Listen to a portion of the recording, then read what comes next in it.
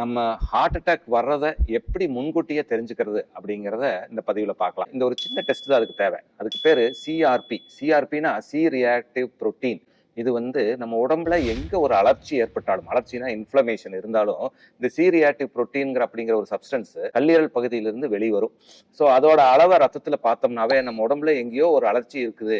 அந்த அலர்ச்சி இன்ஃப்ளமேஷன் ஒரு காயம் காரணமாக இருக்கலாம், இல்ல ஒரு கிருமி தொற்று காரணமாக இருக்கலாம், இல்ல ஒரு சாதாரண முட்டி வலினால கூட இந்த சி ரியாக்டிவ் புரோட்டீன் ஆனது உடம்புல அதிகமாகறதுக்கான வாய்ப்பு இருக்குது.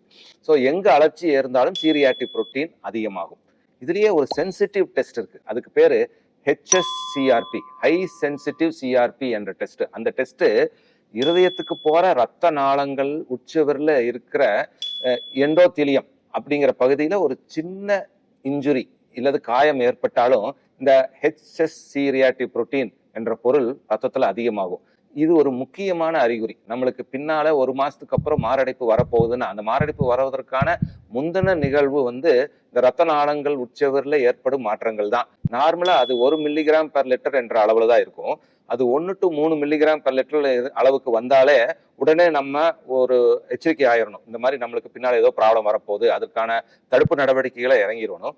அதுவே 3 மில்லிகிராம் பெர் லிட்டர் என்ற அளவை தாண்டிடுச்சுன்னா நம்மளுக்கு பின்னால மாரடைப்பு வருவதற்கான வாய்ப்புகள் அதிகம் என்பதை தெரிந்து இப்பொழுதே நாம் அதற்கான தடுப்பு நடவடிக்கைகளை ஏற்க வேண்டும். எப்படின்னா, அந்த நபருக்கு கொலஸ்ட்ரால் அளவு கம்மியா இருந்தாலும் வேற எந்த மார்க்கர் இல்லாட்டியும் HSCRP மட்டும் அதிகமா இருந்தாலே அவரு இந்த கொலஸ்ட்ராலை குறைப்பதற்கான மாத்திரைகள், ஸ்டாட்டின் போன்ற மாத்திரைகள் இருப்போம் இல்லையா, அது இப்பவே எடுக்க ஆரம்பிச்சுட்டா பின்னால மாரடைப்பு வருவதிலிருந்து அவர் தன்னை தற்காத்துக் கொள்ள முடியும்.